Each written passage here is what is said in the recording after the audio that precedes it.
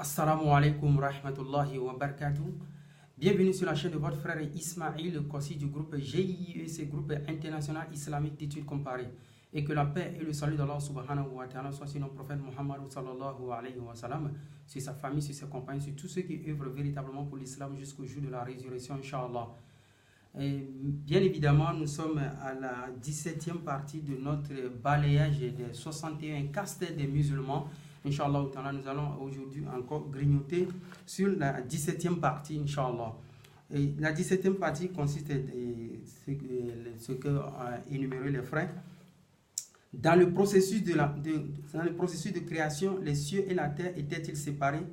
Sourate 41, verset 11. Ou compacts? Sourate 21, verset 30. Donc ici, c'est une interrogative des frères non musulmans, notamment celui qui a écrit les 61 castes des musulmans. Et selon la sourate 41, verset 11, Allah subhanahu wa ta'ala, si nous lisons le verset, sourate 41, verset 11, Allah s'est ensuite adressé au ciel qui était alors fumé et lui dit, ainsi qu'à la terre, venez tous deux, bon gré, mal gré. Tous deux dirent, nous venons obéissants. Donc ici, dans ce verset, on comprend clairement que du moins pour l'auteur des 61 castes des musulmans, il essaie de nous faire croire que le fait qu'Allah subhanahu wa ta'ala s'est adressé aux cieux, c'est que les cieux et la terre étaient déjà séparés. Maintenant, contrairement à cela, dans la sourate 21, verset 30, Allah subhanahu wa ta'ala va nous dire ici, Bismillahirrahmanirrahim, awalam yarwa allazina kafaru anna samawati wa arda kanata ratqan fafataknahuma. Donc ici dans la sourate 21 verset 30, Allah subhanahu wa ta'ala dit, ceux qui ont mécru n'ont-ils pas vu que les cieux et la terre formaient une masse compacte? Ensuite nous les avons séparés et fait de l'eau toutes choses vivantes, ne croient-ils donc pas? Donc ici pour l'auteur des 61 castes des musulmans, et il nous amène à une pensée positive, à croire qu'il y a une contradiction entre la sourate 41 verset 11 et puis la sourate 21 verset 30. Selon la sourate 21 verset 30, Allah subhanahu wa ta'ala, donc il les a séparés dans le processus de fataq al-fataq. Donc si nous repartons où Allah subhanahu wa ta'ala dans la sourate 41 verset 11 où il s'est adressé aux cieux alors qu'il était déjà une fumée, donc ce qui dirait de l'autre côté que la terre et puis les cieux étaient déjà séparés. Bon là c'est une réflexion franchement très maigre et d'ailleurs même c'est pas un poids sur l'islam, c'est plutôt un manquement de mûre réflexion de la part de celui qui a écrit les 61 castes des musulmans.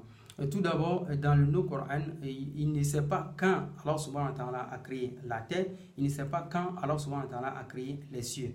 Donc déjà, dans ce processus de la séparation, on ne sait pas quand Allah s'est adressé au ciel et puis la terre, mais on ne sait pas quand Allah aussi les a séparés. Donc du coup, ici, dans le Coran, il y a des parties où Allah subhanahu wa ta'ala marque la terre avant les cieux, il y a des parties où Allah subhanahu wa ta'ala marque les cieux avant la terre, c'est toujours comme ça. Mais du moment où Allah subhanahu wa ta'ala, l'auteur des 61 castes ne sait pas quand Allah subhanahu wa ta'ala a séparé les cieux et la terre, il ne peut jamais savoir quand Allah subhanahu wa ta'ala s'est adressé encore au ciel et puis la terre devenue bon gré et mal gré. Bon, du coup, je peux vous amener à une petite réflexion, c'est que, par exemple, si, on donne un exemple, si vous voyez maintenant un serpent qui a enroulé une crabe et les deux sont collés, mais moi qui suis là, je peux les appeler, je dis, mais venez vous deux, bon gré, mal gré, je peux les appeler. Que vous soyez collés ou pas, moi je m'en fous, moi je vous appelle de venir.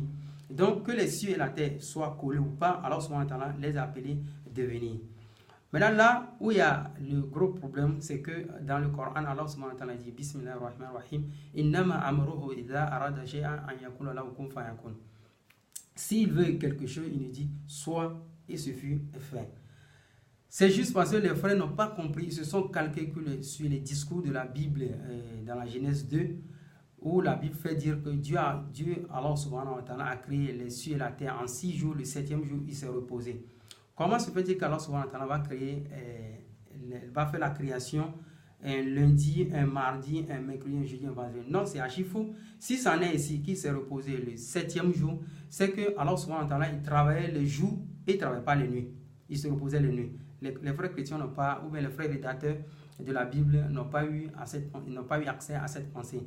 Mon secondo aussi, la grande problématique, c'est que quoi? Qu'appelle-t-on un jour? Le jour, c'est quand la Terre tourne autour du soleil. Or, jusqu'alors dans la Bible, on trouve dans la Genèse que le soleil a été créé au 4e jour. Donc, c'est avec quel élément maintenant les frères ont compté le premier jour, le deuxième jour, le troisième jour? On ne sait pas. Là, c'est un gros problème scientifique dans la Bible que les chrétiens ne résoudront jamais, jamais, jamais, Inch'Allah. Donc, c'est juste pour vous amener à croire que le Coran ne se contredit pas. Dans la sourate 4, verset 82, alors souvent lui-même a bien précisé que le Coran ne se contredit pas. Donc, que les cieux et la terre soient collés à l'époque et Allah les a appelés, on ne sait pas. Qu'ils soient séparés et Allah les a appelés, on ne sait pas. La deuxième option aussi qui est positive, c'est que même si les deux étaient séparés, il peut toujours les appeler. Donc là, il n'y a pas de problème. Barakallahu fikum. Assalamu alaikum wa rahmatullahi wa barakatuh. Abonnez-vous à ma chaîne YouTube, Inch'Allah. Assalamu alaikum.